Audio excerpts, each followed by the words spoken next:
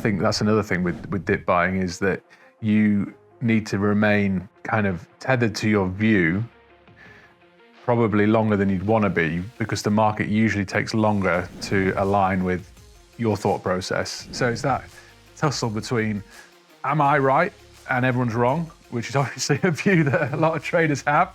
For every good, dip story, for every William Hill, there's 100 Kodaks out there. So, where do you draw the line and say, if it goes down this much, I'm just closing out?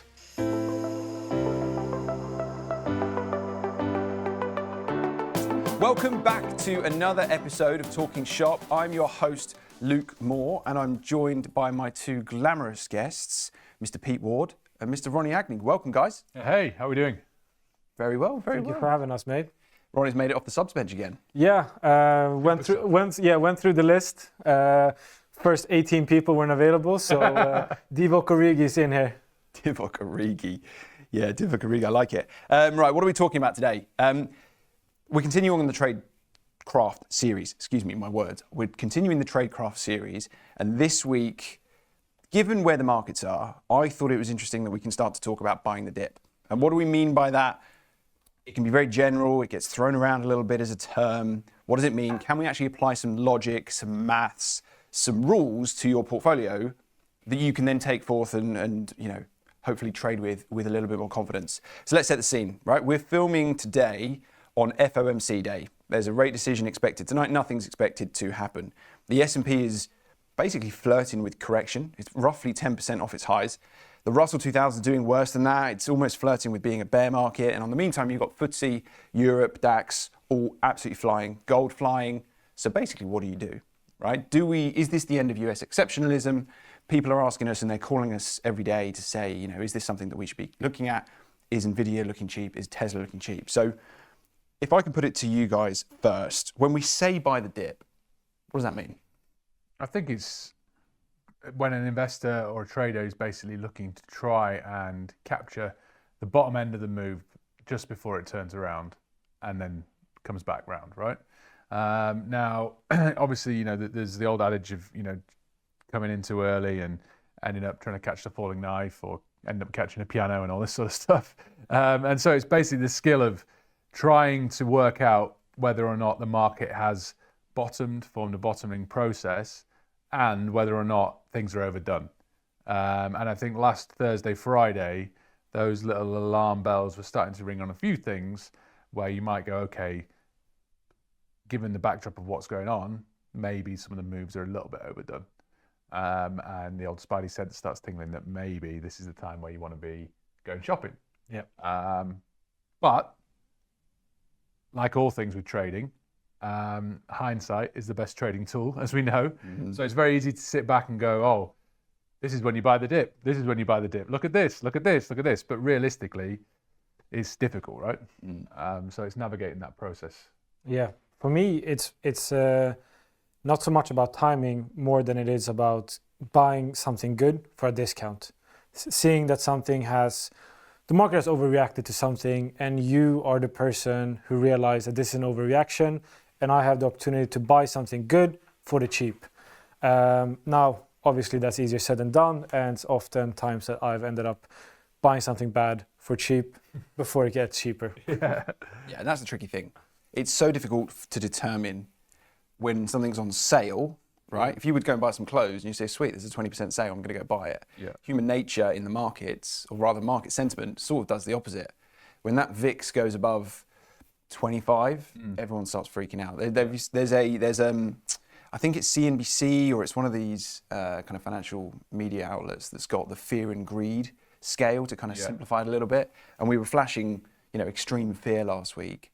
And we were seeing clients get margin called. We were seeing clients with kind of stress positions. And of course, everything we've spoken about over the past few weeks was about position sizing. It's about having a plan. And so what we aim to do in this podcast is try to give you a bit of models, some experience, some war stories about when this works well and when it doesn't work well. I'm going to break it down into a couple of strategies, things that we've seen banks suggest, how to actually implement those strategies, and then hopefully what it means for you on the other side, and maybe some advanced things you could look at as well. So moving on to some some real life experience. Who's got a story to share when you bought the dip? Well, I probably shared this one before, but Novo Nordisk. I bought Novo Nordisk after their medical trials came out, and they missed by a few percentage of the weight loss, and then it just tanked. I mean, we all remember Novo Nordisk was, hottest stock. It was Europe's biggest company for a while because it was so hot, and so it tanked like 20% in one day. And in my opinion, I thought I did everything that was right. I bought a high quality company at a discount. I bought it, put in quite a bit of money in this of my share dealing account, and I even told all my friends to buy it. Their stock mistake. Yeah, exactly. Their stockbroker friend in London is telling them to buy Novo Nordisk, and now a few months later, it is even lower than what it was. So I thought I did everything right, but even when you think you do everything right, you still end up having to pay the price of the market. You could say the share price is losing weight. Yeah, it is dieting hard. Yeah, well, that's it. Well, you like them at 140, you love them. But yeah, no, it's a tricky one. I mean, I think you try and buy some quality. I remember back in 2020 when the early onset with COVID, I was a big skeptic of it being a big thing. Like late February, thinking, it's happening over in Asia and it's never going to be what it was, right? And I know my dad was always a big fan of Carnival, the cruise line, having been on a few holidays himself, but also just always having that flow of money from a certain age range of people that want to go on those sorts of holidays. Yeah. And I was looking at it and I remember thinking, I think there was a gap from like 42 down to $37, something like that, towards the back end of March, before everything really kicked off, and I bought some. And then things really escalated. It was trading $25, $20, and I cut it. And they say the first cut's the deepest and all the rest of it. I was thinking, I might hang on to a bit, cut the lot, and it traded down to $7.89 within 15 days, I think, from closing. So tried to catch the dip, caught a cold, managed to cut and stem the flow of blood. Yeah. But that was a case in point of going, okay, you're looking for something that you think is quality, but even with something like that, in the face of a global pandemic, the low can always be much lower than what you think. So I guess the lesson or the learnings there is go small if you're trying to get the dip, and then also just try and, it sounds like a cliche, but plan for expect the unexpected, right? Yeah. How many cliches do you reckon we've just mentioned in the first 5 minutes of this pod? Numbers. We're pumping those numbers up. We're going to do a little game at the end to see how many we can get in 30 seconds and 40 seconds. So hold on till the end for that. For me, I think the best example I've ever seen of someone buying the dip was a client I covered during COVID. And do you remember the Rolls-Royce rights issue? I do. Yeah. It was a huge dilution of the share price at the time. Rolls-Royce's main business was airplanes, it was servicing engines, it was servicing all this kind of big infrastructure, and of course, that got stopped. So Rolls-Royce were kind of up a creek without a paddle, and they needed to raise cash quickly. So I think they diluted something around 60 to 70% of their shareholder base. I could be completely wrong, but the number that's in my mind is 45p. As a rights issue, was it? As the rights issue. So if you held stock, you could have bought the dip, you were given more shares, and you could have bought more shares at a huge discount to the current price. And I remember at the time, we didn't know when COVID was going to come back on. It was a big play for a company that had really fallen from grace. I had a guy that took 45p in as many as he could get hold of and chucked them all out at about £3. Almost 8-9 times his money. It was fantastic. Yeah. But ballsy, right? It was a huge, I'd say on a risk basis, the complete wrong way to do it, because you've thrown what you thought was good money at a huge dilution. Hindsight now tells us that it was a very good play to do. Yeah, but you're still buying quality, I guess, quality brand and also defensive brand ultimately. And I think that's another thing with dip buying is that you need to remain kind of tethered to your view probably longer than you'd want to be, because the market usually takes longer to align with your thought process than others. Yeah. So back in, I think it was 2021, Amazon, $80, $90, you're thinking, same with Netflix, right? Off, on, down massive. And you're just thinking, these are quality brands. and the market's just not turning. It's not turning, and I'm still holding it. And so it's that tussle between, am I right and everyone's wrong, which is obviously a view that a lot of traders have, and being able to stay with that view. And, you know, Rolls-Royce was a great example of that. I had a client as well. I think he had maybe 150,000 shares, around 80p, took him to £3, you know, 350, 400k on a spread bet. Awesome. You know, tax-free gain, phenomenal. Yes, it went to £8. I think I managed to keep some in the ISA as well, you know, fair play. But you're never going to get the bottom, you're never going to get the top. Yeah. Now, in this case, he got the bottom pretty much, didn't get the top, but took a long bit of the journey out of it. And I think that's the important point with this dip buying is you're trying to get into the reversal, and you don't necessarily have to go there to there. You just need to get that bit right. And then when it turns, it really turns. It also can go really badly, right? Yeah. Yeah, but It can go really badly. you also have to sort of be, like you say, you have to be patient, right? Because the market drops like a knife, but it doesn't go up like a rocket, right? You have to be sort of patient. And it's, I think they were looking at some data, and it takes roughly after like a big macro event or an event risk, so say 9/11 or the Iraq invasion or whatever it may be, it takes on average about 2 weeks to a month for the market to fully revamp, to get back to where it came from. So you buying down here, you manage to catch the bottom, expecting it to go straight up, or like maybe it will tumble a little bit before it comes up, and just being cool here and remaining is like, okay, it's a quality company, quality stock, whatever it may be, and I know it's going to come up here because this isn't going to last forever. You have to have that sort of patience and cool. I'll give you another example. Plug Power. Plug Power is a hydrogen name, super popular during COVID. It was going to be this new era of hydrogen power. It's trading at $50. Give you a guess on the price now. As of... I think it was like horrendously low. As of 11:55 a.m. on the 19th of March, $1.65. Wow. Oh, brilliant. $1.65. And so you're right. This by quality, you would have expected that the winds of green energy would have really supported the story, but it just hasn't. And, you know, several contracts and issues have happened, and so it's just really tricky. So you've got to try and buy quality. So let's talk about strategies, okay? How can we think about this in a bit more of a measured way? And if you've done your homework, I've given you a couple of models to take a look at. Let's discuss the first one. So there was some research done by JP Morgan Asset Management last year, and it shows that they call it the phased accumulation model. So what they suggest is you take your initial position, and then what you do with your sequential positions that you add to this is you scale it depending on the drop. So they've suggested you take your initial position, let's say you've got 100 shares, at a 10% drop, you add a third, add a further 10%, so you're now 20% off the highs. You take the same position, but now you add half. And if you were down 30%, you add 0.7 multiplied by your initial position. So what you're doing is, as the price comes down, you start with a small slice, a third of your position initially. So you buy 30 shares on a 10% drop. If it then goes down 20% again, so don't forget, you've now got your initial 100, you've now got 130, but the problem is the stock is now 20% lower than your initial position. So you add in another 50 shares, so you've now got 180, but what you've done is you're averaging and scaling in lower, and then vice versa, the percentages tend to balance off. So 70% of your initial position at a 30% drop. What they said, this approach resulted in 22% higher returns overall for your portfolio during the recovery phases compared to those that just lump in without thinking about it.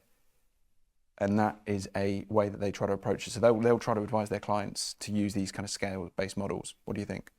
Yeah, I think it's fair. It's a smart approach. They gave Apple as an example when they dropped about 27% in 22. So that was a smart example, because what I like about this is that you're sort of taking it slow, right? You're not plowing in with the expectation that it's all going to come back right away. You're sort of realizing that it might continue to go down, most likely haven't caught the bottom, but it's also not the top, right? So you continue to buy in, you average down and get it. And then once you have a decent amount of size and you've sort of given the market your patience and you've trusted it and you allow the quality company that we talk about to come back, you're well positioned and you averaged in, and your yield is going to speak for itself. Completely. I think it's one of those models where we dollar cost averaging is another term that gets used.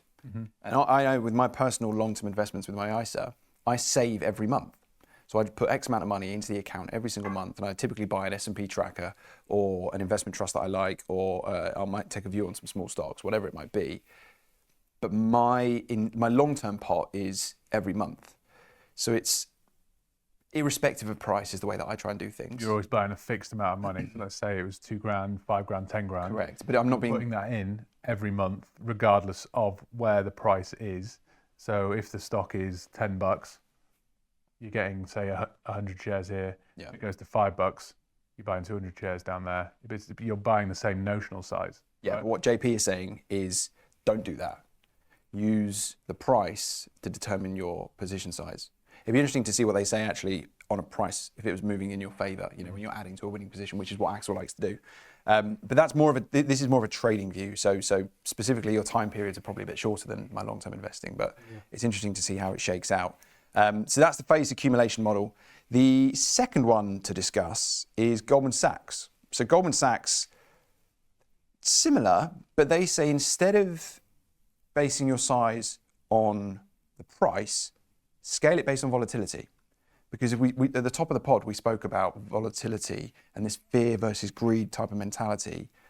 If you change your allocation based on some form of volatility metric, how does that perform? Now, what they're suggesting is you take your initial 100 shares, your base allocation, and then you multiply that by the average VIX divided by the current VIX. And so if we know the average VIX is probably somewhere 16, 17. Yeah. What What time period are you looking at for the average? It's a good question. I don't know. We can have a look and find that out. This was a 2024 paper. All right, yeah. 2024 paper. The VIX itself is a 30-day view on Right, so you just take it on a S&P monthly, options, yeah. nonetheless. But you got VIX at 16. Current VIX is 22. It's pretty high, yeah. So 16 over 22 is 2/3 approximately. So they would say your additional position size should be 2/3 of your initial. So they're a bit punchier. And they're saying that if you use this to remove your psychological bias from a period of market stress, which it would be if we're in a downturn, that gives you more optimal capital deployment during periods of maximum pessimism, is what they say. Interesting. But and probably yeah, it's a good one. But realistically, do we think the average trader will sit there and pull up an Excel sheet, get the average of VIX, and then divide it and multiply it? I think was it JP Morgan or Morgan Stanley, the previous one? JP was the first, phased accumulation. Yeah, I prefer that one. I think it's simpler to action. It's more actionable than sitting there with the calculation on the averages to get your entry level. So I think it's a good one. I definitely see the logic of it, but I think the first one is more actionable. Yeah, I think you could probably simplify this with Tasty's IVR metric. Yeah. So we've spoken about this metric before, but what Tasty have on the options and futures platform, which you can access via IG as a UK trader, they look at a market's implied volatility and compare it against its own historical value, which is effectively what Goldman's are suggesting. So you could go on any US stock, any futures that's listed in Chicago and on the CBOE, and you can take the IVR and think about it like an RSI. Think about it like if it's lower than 30, it's low. If it's higher than 60 to 70, it's high, and use that to scale position sizes. But if you want to know more about position sizes, listen to our episode, 3 episodes back, I think. Yeah. 3 episodes back, position sizing. We can dive into that. I'm going to give you one more because we've got time to talk about this. Morgan Stanley. So what Morgan Stanley call the fundamental technical confirmation strategy. Now this is a bit more technical, right? And I can give you a bit more. I can give you the numbers and I can give you a story. I'll give you the story first. Adam Johnson, who's a fund manager based in New York, he runs the American Ingenuity Fund. He also runs a marketing kind of newsletter called Bullseye. He's a brilliant speaker, right? If you ever need someone to kind of calm fears and just see through the noise, Adam Johnson's your guy. He did a great podcast on Wealthion that was released a few days ago. Definitely worth a listen. But he's basically saying, when you start to think about things on a value basis as opposed to a price of the stock basis, you'll probably do better off. He noted last week when it was all kicking off, Nvidia was trading at a PE briefly cheaper than the S&P. Now, if you're happy being long Nvidia and you buy it cheaper than the market, that's not bad.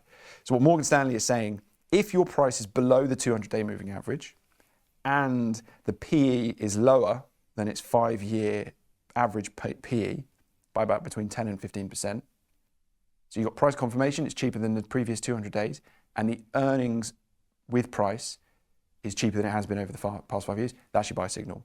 They said that over the past 4 10% corrections, this dual confirmation approach identified profitable entry points in 82 of S&P constituent stocks during recovery phases. Not too shabby. I like the inclusion of the PE ratio because then you get, it's sort of a practical look at what we talk about, right? We want to find quality company, fundamental value in them, and having the PE ratio as a metric is looking a bit beyond the chart. You also look at the actual company you're trading, right? It's not just the chart. And I think it's a good example. For example, Microsoft in 2018 was one of those. So PE ratio is something that I like to look at when it comes to value of stock. And I think this is perhaps something that you can use in your ISA, right? You're looking at a high quality company you can buy cheaper rather than the short intraday trade. I've got to read that book you gave me. Yeah, Quality Investing. Who's it by? It's by 3 authors from AKO Capital, which is a hedge fund who specializes in high quality companies in Europe. Highly recommended to anyone who's looking to learn how to analyze a good company and understand why it's a good company.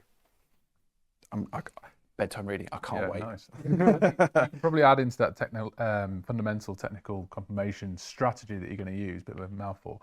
If you could get that below 200-day moving average and you get that good PE ratio, but you can also pick a stock or an index which is going to pay you a dividend yield, you've smashed it, I think.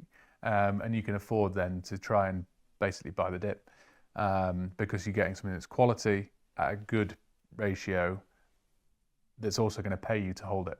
So you might be able to withstand another 10% drop down because you might be getting a 10% divvy, in which case you're getting paid to stand still, right? And then you might also get the price appreciation. And I think that's a real interesting one as well. So you look at stuff, you can either trade, if you want to trade FTSE, for example, that's going to pay you an overall divvy over the year. So you can quite easily look at that in the 200-day and all the rest of it. And you can go, right, well, I've got a good basket of stuff here that's dividend yielding at a decent price. But I think, just give yourself that little bit of room to go, okay, well, I'm not going to get the bottom. There's going to be probably a little bit more pain. But in the way that I'm going in with the size I've got, I'm happy to withstand that for at least another 10 to 20, and 10 of that's going to be made up by 5 or 6% of it, which is in dividend yield. I think it's just if you try and chuck the whole kitchen sink at it, and like you say, markets come down real quick, take a long time to go back up. Yeah. We did that 10% drop down over the last 2 weeks in the S&P. That's going to take some time to come back up if it is going to come back up. And I think a lot of traders and certainly clients that we deal with on the premium client desk who want, 20% return in 10 minutes, they will potentially chuck the kitchen sink at it thinking they've got the bottom. Whereas I think a value investor would maybe go, right, let's use one of these strategies. Let's pop, 30% of what I've got spare in here with the view that I might actually put a little bit more here, and then over time, weather the storm. So I think, important to try and have a go, but, don't chuck it all in thinking that you've caught the bottom. I suppose you can catch a cold. I suppose you can simplify it, right? We spoke with Axel last week, who said that you're never going to risk more than 3 to 5% of your account. So if you are buying the dip, you're inevitably going to have to trade with less size on each consequential slice, unless you're going to break one of those rules, right? And if you've written a trading plan, if you've got your position sizing defined, the position size, it's not going to let you buy more because it's going to break your rules. And if you've got these things on stop, you're going to get stopped out. Okay, then you're going to get to refresh, in which case you're going to reposition size anyway, right? Yeah. So what do we do about it? Okay, so the next kind of thing to move the topic on is actually kind of implementing these things. Okay, so I tell you what, Pete, you're probably the most active trader out of the three of us. Have you changed with experience when you look at buying dips or when you look at averaging down? Yeah, I think I've definitely changed my approach. I think now I'd definitely go with a smaller stake.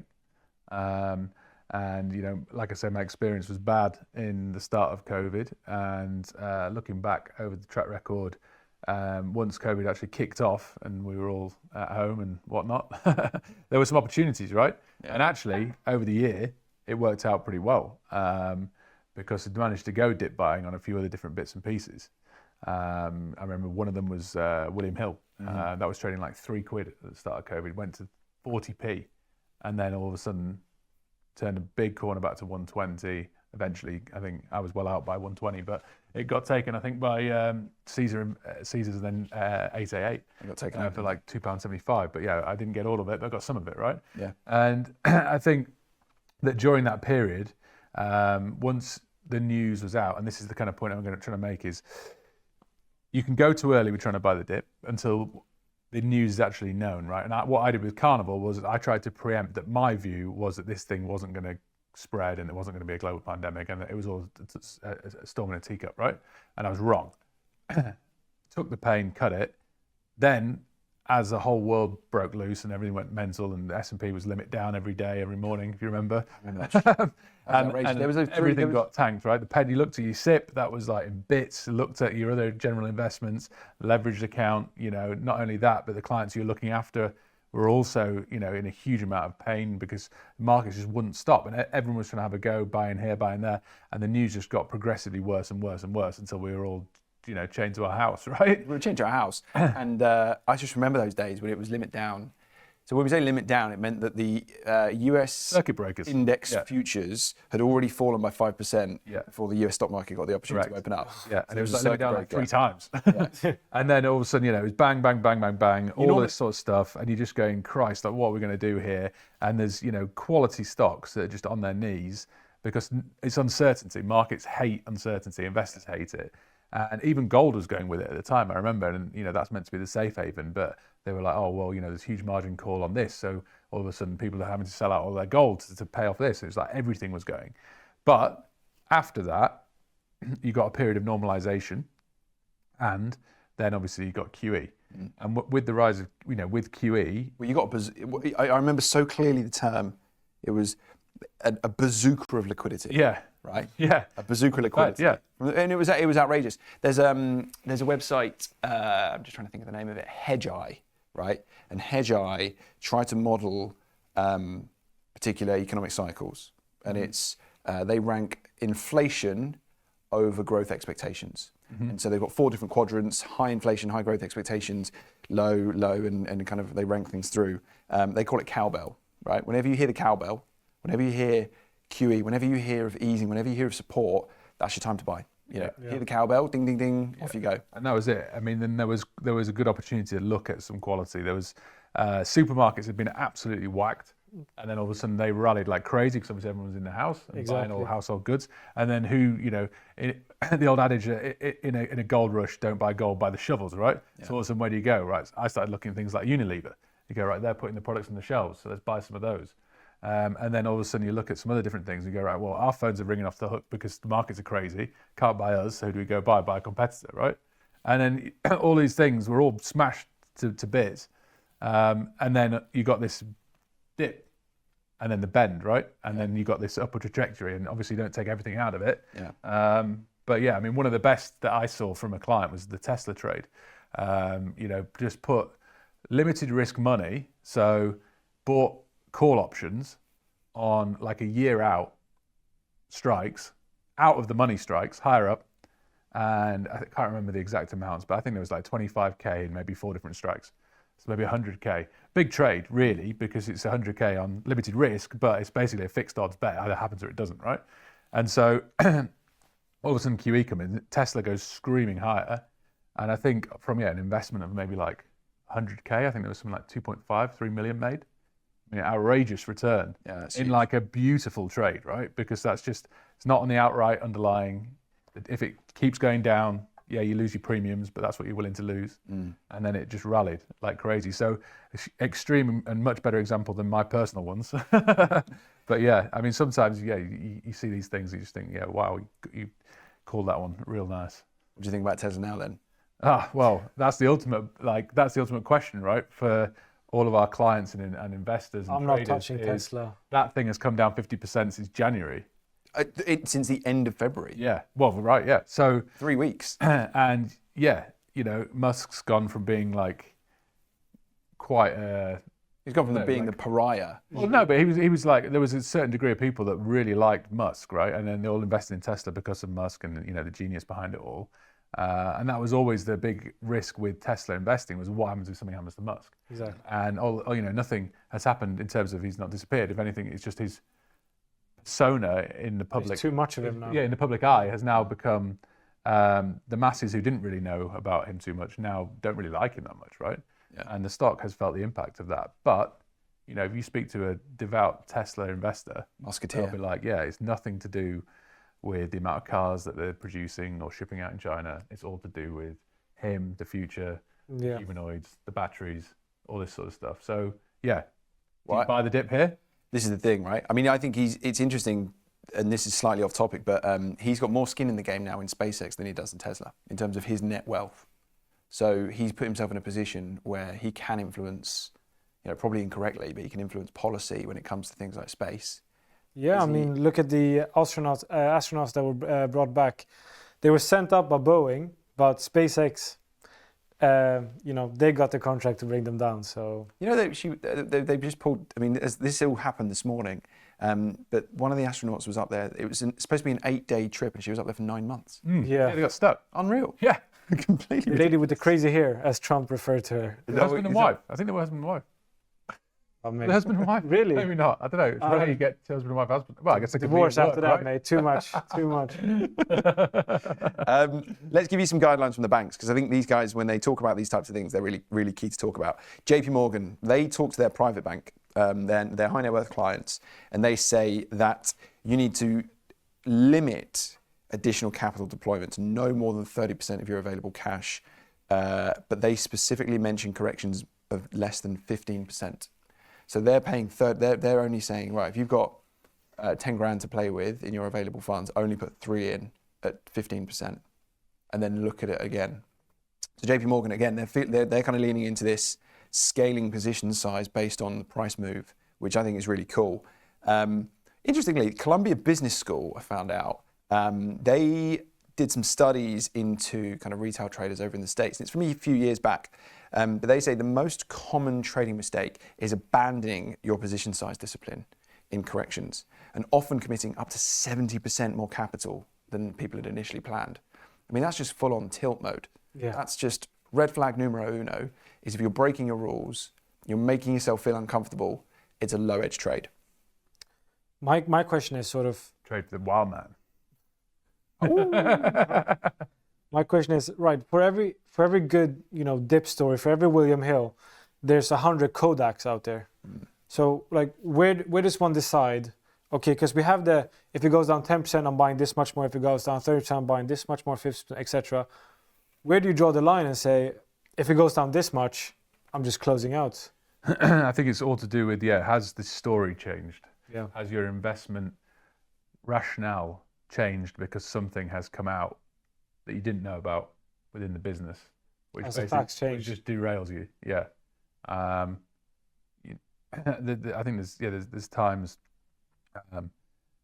where I've experienced a reason to change something. I did it with ASOS, March 22, Russian invasion of Ukraine. Yeah.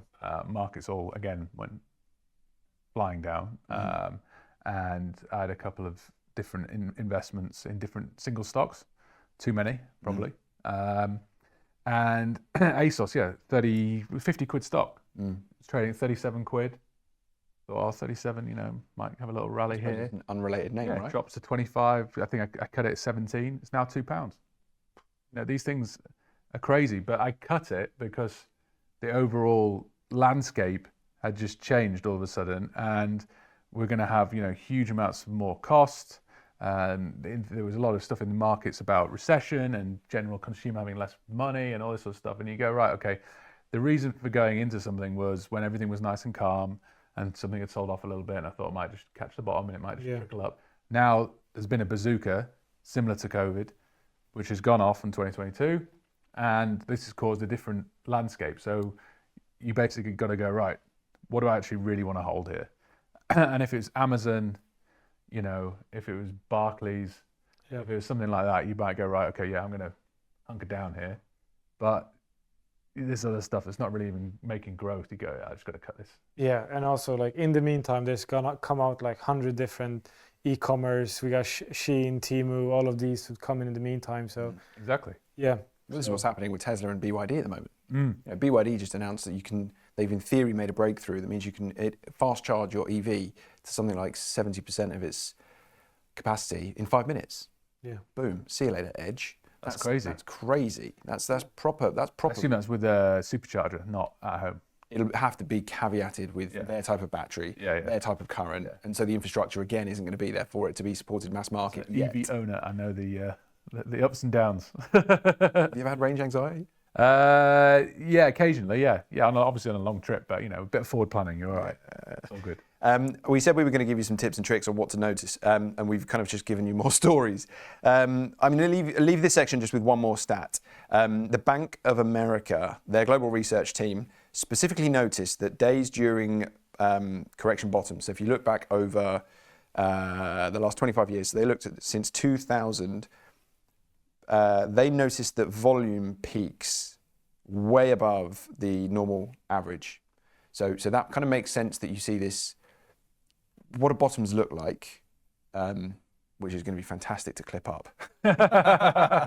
Definitely make some memes out of that one. yeah. No one likes to pick bottoms. Yeah. When markets do bottom out, they said the volume usually exceeds 150% of the 20-day average volume profile. So if you look back across the 20-day average volume, What do you reckon that is? That's just margin selling. that's just people getting carted out. Yeah. When volume exceeds 150% of the 20-day average volume, that precedes the market bottoming in 83% of cases over the last 25 years. It's what they call a flush out, right? Yeah. So when you see those real volume spikes, you probably need to wait for things to be confirmed by like the next day being a higher low or a daily close above. Come in, you know.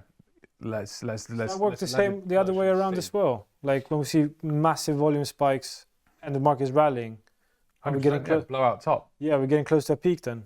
Blowout top and a squeeze. Candlestick patterns. Yeah. Completely. Yeah, because you know we saw it many times Squeeze the bottom. in the indices where you've got our client segment, what they call the sentiment wheels, might show something like 82, 84% short.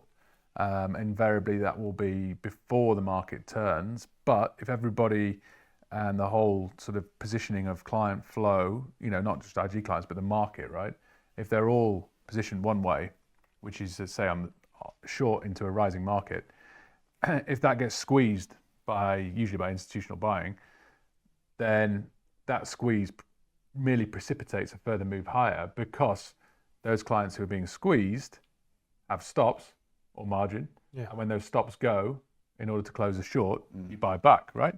Well, so then that's forced buying, which adds to more momentum. So you get a blowout top, or you get the huge flush out on the bottom end. And I'm not sure we've had the flush out in the S&P.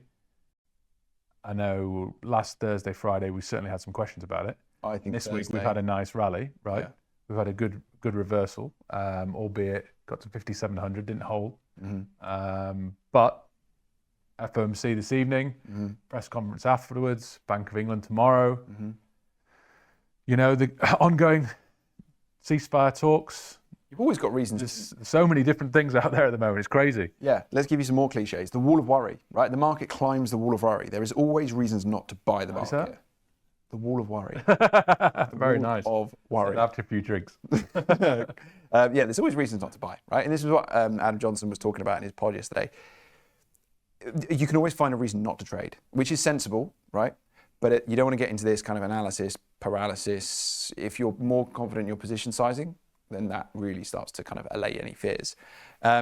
Let's just touch on a couple more advanced concepts. So if we look at, just to kind of recap, we've seen a couple of models that give you a computational view of looking at buying the dips. We've looked at some things like volume. We've looked at some things like candlesticks, things like RSI, IVR, these types of things. What can you look at in a bit more of an advanced way? Institutional flow. A client asked me about this the other day. Right, what do flows mean? And when you talk about flows in the context of markets, typically what you see is ETF flows. And what I mean by that is ETFs are a fund, is the easiest way to describe it for those that don't know. And if money goes into that fund, that's seen as confidence. If money flows out of that fund, that's seen as bad. So, Lack of confidence. Can't say bad anymore. Can we not say bad? Constructive.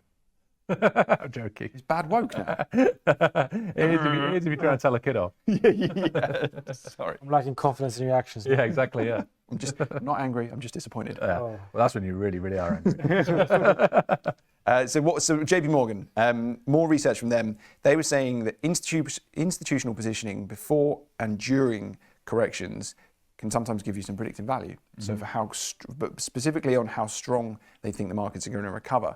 Their research team noted that when institutional cash levels exceed 5% of their assets under management in these different funds, i.e. they've got a cash buffer that is now higher than it normally is, the subsequent 6 months returns are almost double that than when the cash levels remain below 4%. So if there is more cash in these funds on an institutional flow-based model across S&P, if it's 5%, that is a good signal. If it's less than 4%, it would suggest that institutions are more fully invested and therefore not yet a bottom, which is quite interesting. 18.4% return they're suggesting versus only 9.7% when cash levels remain below 4%. See Beachy's graph that he shared last week with our ideas and team contact we've got with the analysts about Bank of America private client flows, largest amount of equity buying since like 2021, last week. Yeah, so that's exactly that then. It marries with that, yeah. It's exactly Which again gives you more, support if you were trying to say we're buying dips. And where can clients get access to that? Well, it was published, so I mean it's on our. I don't know. I'll ask Chris. He got it from somewhere, right? You got it from somewhere. I think it's on the platform. And either that or Twitter. It'll definitely be on Twitter. He's definitely worth a follow, by the way, Chris Beecham. If you go on the IG Twitter feed, you'll see all of our analysts in there. So you'll see Axel's handle, and they're constantly tweeting out. Yeah. The other thing that is more of an advanced signal is the put-call ratio. So this is, again, something that Chris leans into. When we say put-call ratio, we are stretching knowledge here when it comes to options.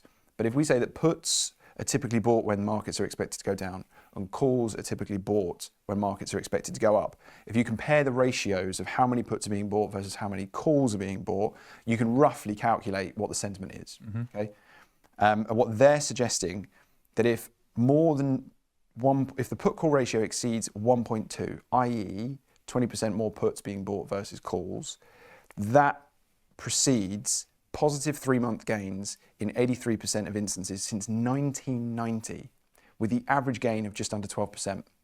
It's interesting because so if more puts are being bought, the market actually go up. Because it's fear. And this goes back to something that Sosnov has said and imprinted in my brain ever since I saw him talk last year. Yeah. And it's not just headwear and hatwear. It said that fear is overpriced. Fear is always overpriced. Yeah. It's why people pay for home insurance, it's why people pay for content insurance, and it's why insurance companies continue to exist and they don't go bust, is because they pay out less than they take in. So this is that happening in real time. Yeah. During times of market stress, people are buying that downside insurance when they probably don't need it because it's already moved. Yeah. But if they buy it such that the ratio of puts being bought versus calls is over 20% or 1.2, that is seen as a good sign for people that want to buy the dip. That's why it's interesting when you look on the ladder. Like if you look at, say, I don't know, FTSE's at, say, 8,700, you could look at a 9,000 call and you could look at an 8,400 put, and the put will be invariably more expensive than the call. Oh, completely. Well, that's you're paying for the insurance. You're paying the likelihood is, like we say, markets go down quicker. Yeah. And so you're paying for that insurance there, that if it does tank, you've got something here. But the likelihood of it rocketing is much less in the time frame. But to your point there, are you saying that ratio was seen last week? No, sorry, that wasn't specifically last week. No, this is just some research that they saw. just in terms of buying a la deep. Effectively, you're taking a contrarian view, right? Because you're basically saying, I think you guys are overreacting, you're too scared. I think that it's actually going to, not rally, but it's going to go up, right? Everyone's buying downside protection, so you're basically betting on them, everyone else being wrong but you. Yeah, you buy insurance they're buying it because they're scared, not necessarily that they think it's going to definitely happen. Yeah, they that's just want to true. be left holding the baby with nothing else, right? And so you buy it. Yeah, it's human nature. You go, oh, when the markets are coming down, we obviously see things here because it's happening real time, and then you get the next day there might be a few headlines in the FT or whatever it might be, and then usually the next day you'll have someone on Good Morning Britain saying that markets are on fire. Yeah. And then everyone's then like panicking, running to to try and get some protection. By which point they're all buying something, and it's probably then started to turn. Yeah, exactly. So I think to come back to the when to buy the dip thing again, I do think what's stood me in good stead over the years was the rule of three, which is you basically just wait a day, Yeah. wait another day, and then wait another day, and then have a little go. And then have a little look. Because invariably you'll be too early. Yeah, I think. I'm going to leave us with this because I think we round this conversation off. Have you heard of the markets in turmoil indicator? No. You heard of it? So CNBC, I just want to say it's CNBC. Yeah, CNBC run, and I'm not sure that anybody's going to be able to see this if you can catch my camera. Yes. Right. Alarmist. Yeah. So this Panic! So CNBC, when the markets are crashing, CNBC run with a markets in turmoil special. They get some people on, they just go, the world's about to end. Kramer's the best for this, right? Kramer's the best. Inverse Kramer. Yeah. Alarmist reporting. Love it. And again, Everything's screwed. you're Get not- rid of everything. And then 2 days later, you should have been buying all these stuff. It was such a good sale. hopefully you're not going to see the exact details. In fact, you can't really see anything on there. But this is it's not going to come through. What it says is every single instance of CNBC running a markets in turmoil show, 100% of the time since 2010 when they started it, the market on average is up 40% in the next 1 year. Every single instance. So if you want to Google That's something, the key takeaway from all of this. Yeah, that's the best trading strategy. We'll all be PCM clients after that. so if you want to Google the CNBC markets in turmoil strategy, it's an absolute belter. Right, we've been talking for too long. However, for those that have been pretty eagle-eared, I reckon we've spun about 500 market cliches into this episode. So I propose we play a game of car phone catchphrase. Ignore me. Yes. Cliche countdown. We're going to play a game of cliche countdown. Right. The game is each one of us says a market's cliche. Right. I'm going to put. How long have we got? I'm going to put 30 seconds on the clock. We're going to see how many we can get through, and we're going to see whoever drops the ball first. So when I can get a clock on my phone, and we go to 30 seconds. No ChatGPT allowed. Yeah. No ChatGPT allowed. And I want, clients, if you're listening, and I want to get your suggestions too. Right, who's going to kick us off? Ronaldo, 30 seconds on the clock, go. Markets take the stairs up and the elevator down. Oh, that's nice. Buy when there's blood on the streets, buy more when it's your blood. Oh, nice, yeah. Never catch the falling knife. Easy. Be greedy when others are fearful. Be fearful when others are greedy. The trend is your friend till the bend at the end. Oh, wow. Bottom pickers get sticky fingers. Oh, sticky fingers. Nice. I have to tap out there. I'm too creative. And I like this one. Be a pig, not a hog, which means take something out of it, not all of it. Don't be too greedy. I like that Be one. a pig, not a hog. Nathan Rothschild supposedly said, buy on the sound of cannons and sell on the sound of trumpets. I like that one. That's nice. BTFD. BTFD. Buy the flipping dip. Yeah. Flipping, yeah. Keeping it PG out there.